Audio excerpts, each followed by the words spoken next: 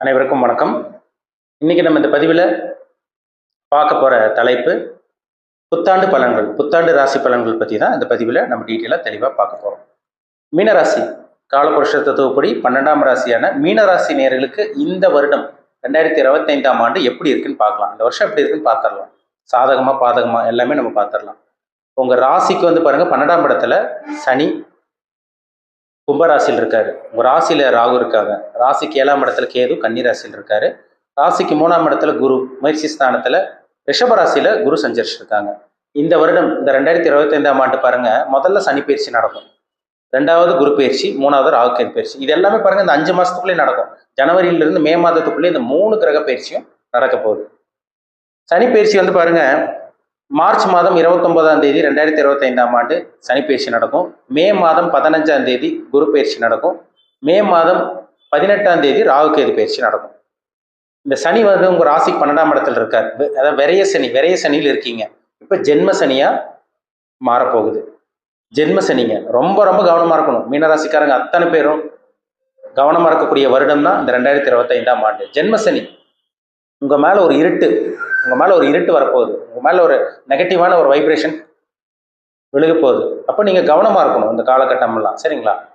குரு ராசிக்கு 3ல இருந்து 4க்கு போறது ஒரு நல்ல ஒரு அமைப்பு தாங்க. சரிங்களா? குரு ராசியில 4க்கு போறது ஒரு ரொம்ப நல்லன்னு சொல்ல முடியாது, ஒரு பரவாயில்லன்னு சொல்லலாம். ராகு வந்து பாருங்க உங்க ராசிக்கு வந்து 12ஆம் இடத்துக்கு போயிடுறாரு. கேது வந்து 6ஆம் இடத்துக்கு வந்துடுறாரு. இது ஒரு நல்ல ஒரு அமைப்பு தான். ஆனா அங்க குரு பயிற்சி ராகு கேது பயிற்சியை விட சனி பயிற்சி ரொம்ப ரொம்ப முக்கியம். ஒரு மனுஷனை ஆட்டி படைக்கிறதே சனி பகவான் தான். ஒரு 7.5 சனினா பாருங்க, எல்லாத்துக்கும் பயம் வந்துடும். ஐயோ நம்மளுக்கு கெட்டது நடந்துருமே, ஐயோ நம்மளுக்கு ஆக்சிடென்ட் ஆயிரும், மருத்துவ செலவு வரும், தேவையில்லாத செலவு வரும், பிரச்சனை வந்துடும், அதனால பயப்படுவாங்க.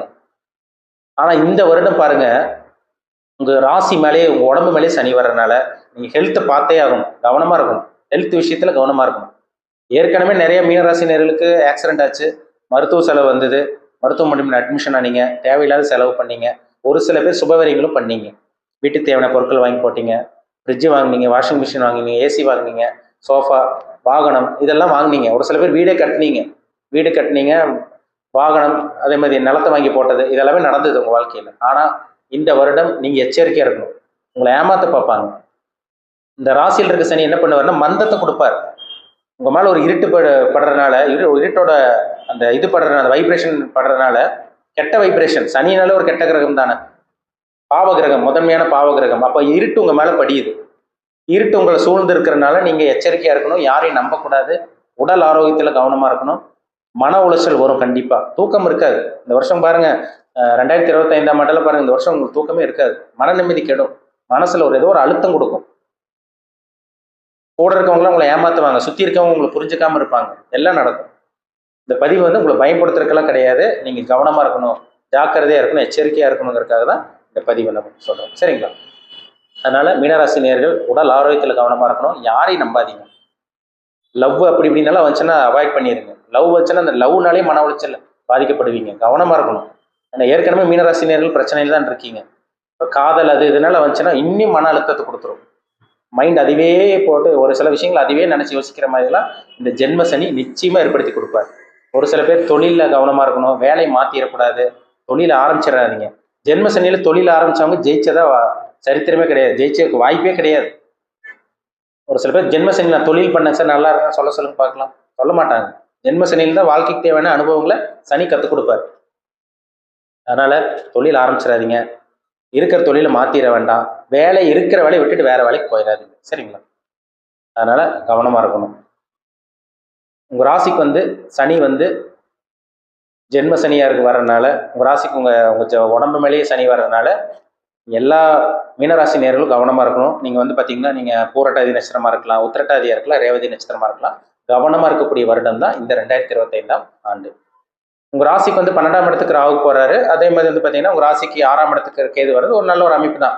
வெளிநாட்டுக்கு ட்ரை பண்ணிட்டு இருக்கவங்க இவங்கெல்லாம் வந்து பாத்தீங்கன்னா குடும்பத்தை விட்டு பிரிஞ்சு வெளியூர் வெளிநாடு, அதை வேலை விஷயமா, படிக்கிறதுக்காக வேலை விஷயமா, தொழில் விஷயமா வெளிநாடு போறது, இதெல்லாமே உங்களுக்கு சாதகம் தான். அதனால எந்த குறையும் கிடையாது. குடும்பத்தை விட்டு பிரிஞ்சு கொஞ்சம் தள்ளி இருக்கிற மாதிரி வரும். இந்த ஜென்ம சனியில் அதான் கொடுக்கும். ஒரு சில பேருக்கு வேலை தொழில் பண்ணிட்டு இருக்கவங்களுக்கு, ட்ரை பண்ணிட்டு இருக்கவங்களுக்கு இதெல்லாம் உங்களுக்கு சாதகமா இருக்குங்க. ஆனா புதிய முயற்சிகள் எதுவும் வேண்டாம். திருமணம், புத்திர பாக்கியம் இதெல்லாம் உங்களுக்கு சாதகமா இருக்கு. வேலை மாற்றம், புதுசா வந்து வேலை மாத்துறது, அதே மாதிரி வந்து பார்த்தீங்கன்னா தொழில் ஆரம்பிக்கிறது இதெல்லாம் நீங்கள் பண்ணாமல் இருக்கிறது உங்களுக்கு நல்லது. சரிங்களா? முதலீடு எங்கேயும் போட்டுறாதீங்க. பண விஷயத்தில் எங்கேயும் முதலீடு போடாதீங்க. இந்த ஷேர் மார்க்கெட்டு, இந்த லாட்ரி ரேஸு, பங்குச்சந்தை இதிலெல்லாம் ஒரு சில பேர்ல போட்டு ஏமாறுற மாதிரி வரும். அதனால யாரையும் நம்பாதீங்க. உங்களுக்கு பணம்னா என்னன்னு தெரிய வரும். சுற்றி இருக்கவங்கன்னா யாரு, மனுஷங்கன்னா யாரு, கூட பிறந்தவங்க யாரு, அப்பா அம்மானா யாரு, இதெல்லாம் உங்களுக்கு தெரிய வரும்.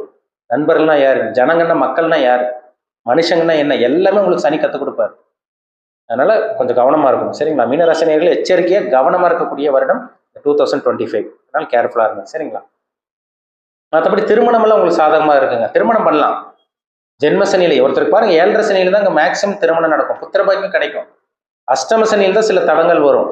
ஆனா ஜென்ம சனியில் வந்து திருமணம் பண்ணலாம், புத்திர பாக்கியம் இதெல்லாம் உங்களுக்கு கிடைச்சிடும். நீங்க இந்த முயற்சி எடுக்கலாம். திருமணம், புத்திர பாக்கியம் இதெல்லாமே உங்களுக்கு சாதகமாக தான் இருக்கு. சரிங்களா? இருந்தாலும் உங்களுக்கு வேலையில ப்ரெஷர் கொடுக்கும். ப்ரெஷர் சனி கொடுப்பாரு. வேலையில மன அழுத்தம் கொடுப்பாங்க. வேலையை செய்யற இடத்துல உங்களுக்கும் சக ஊழியர்களுக்கும் பிரச்சனை வரும். மேலதிகாரி உங்களுக்கு புரிஞ்சுக்காம இருப்பாங்க.